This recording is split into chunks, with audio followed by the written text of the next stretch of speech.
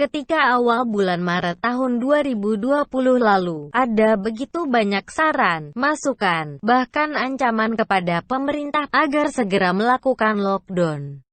Kalau tidak, maka kematian dan penyebaran virus COVID akan melumpuhkan negeri. Banyak pakar berkomentar, relawan dan pengamat juga menyarankan hal yang sama. Begitu juga dengan dokter, perawat atau petugas kesehatan. Namun Presiden Jokowi tidak bergeming menolak lockdown. Sebagai jalan tengah, Indonesia menetapkan PSBB atau pembatasan sosial berskala besar. Dalam prakteknya, PSBB hanya berlaku untuk kota-kota besar di bulan-bulan pertama. Masyarakat panik menimbun masker dan barang pokok, sehingga sempat terjadi kelangkaan. Banyak toko dan usaha lainnya tutup. Perkantoran juga mengandalkan kerja dari rumah, sesuai anjuran pemerintah. Namun aktivitas warga di kendaraan umum seperti kereta dan bis jelas tak terkendali. Pembatasan kapasitas penumpang justru menimbulkan masalah baru, antrian panjang dan penumpukan penumpang. Di bulan kedua dan ketiga, masyarakat mulai enjoy.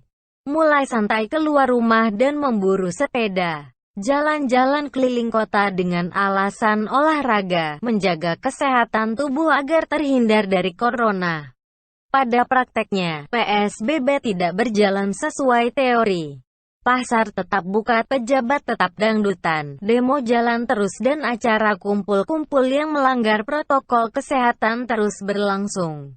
Tak heran melihat minimnya tingkat kepatuhan warga yang tetap ke pasar dan tak memakai masker dengan benar, membuat oknum dokter marah-marah dan mengecam pemerintah. Bahkan meski angka kasus penambahan terus meningkat, pemerintah justru memulai new normal. Pelonggaran PSBB. Bahkan Menteri Pendidikan mulai membuka sekolah tatap muka tidak lagi online.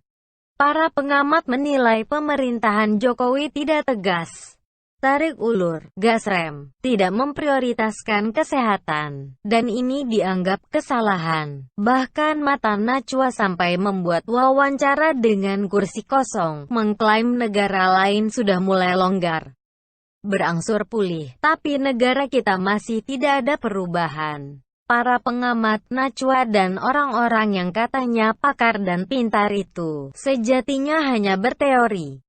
Mereka tak pernah melihat lapangan dan kenyataan, sehingga tidak tahu bahwa di daerah-daerah, corona ini sudah tidak dianggap menakutkan dan bahkan sudah dianggap hilang.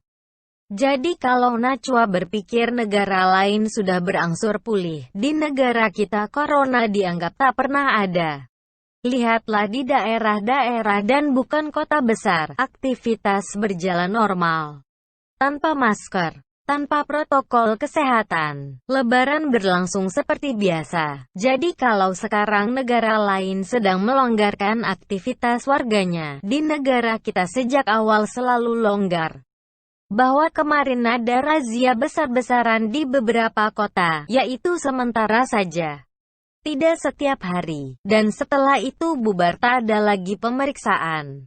Tapi, dalam kondisi seperti ini pun, beberapa pihak masih konsisten menyalah-nyalahkan pemerintah yang tidak melakukan lockdown, menganggap Jokowi salah langkah. Tapi juga masih menuntut untuk melakukan lockdown agar pandemi ini bisa segera berakhir. Ajaibnya, di tengah kabar angka kasus COVID terus meningkat menembus rekor-rekor baru, demonstrasi penolakan Omnibus Law berlangsung di banyak kota. Jutaan orang turun ke jalan, desak-desakan, tak ada protokol kesehatan. Bagi saya, ini adalah pembuktian kedua. Sebuah fakta susulan setelah mudik dan pulang kampung, bahwa pergerakan orang dalam jumlah besar tanpa memperhatikan protokol kesehatan, nyatanya tak berdampak apa-apa. Tidak membuat kasus meningkat dan orang mendadak banyak yang mati. Kalau ada berita lokasi pemakaman jadi penuh, itu karena propaganda pemakaman khusus COVID. Jadi semua yang positif atau bergejala dimakamkan di satu lokasi, ya jelas saja numpuk dan terlihat banyak. Padahal kalau dibandingkan dengan sebelumnya, angka kematian biasa saja. Sama saja. Tapi kenapa sekarang jadi terlihat banyak? Ya karena pemakamannya disatukan. Lebih dari itu, muncul juga berita WHO sudah tidak menyarankan lockdown dan meminta negara-negara untuk mulai membuka aktivitas warganya. Sikap WHO ini jelas bertolak belakang dari awal bulan Maret lalu, yang bahkan menyarankan Indonesia untuk segera melakukan karantina. Bahkan beberapa waktu lalu WHO masih menakut-nakuti agar negara tidak terburu-buru membuka lockdown. Dari kejadian-kejadian ini, mulai dari pertunjukan aksi demonstrasi tanpa protokol kesehatan, tanpa jaga jarak, hingga WHO yang mengevaluasi sikapnya terkait lockdown semakin menunjukkan bahwa Indonesia sejauh ini sudah berada di jalan yang benar. Strategi gas rem dari pemerintah terbukti efektif menjaga keseimbangan isu nasional dan global. Tapi sekarang, dengan adanya pernyataan dan evaluasi WHO, semestinya Indonesia bisa lebih jelas dan lugas dalam membuka kembali aktivitas ekonomi warga. Dimulai dari menghapus rapid test sebagai syarat perjalanan, menghapus rapid test masuk Bali karena ke daerah lain tanpa rapid test, serta membuka kembali aktivitas di Jakarta. Selain itu, warga sudah beradaptasi sendiri. Kalian kalau jalan ke Surabaya, Semarang, Jogja, dan daerah lainnya, sejatinya warga sudah kembali beraktivitas seperti biasa.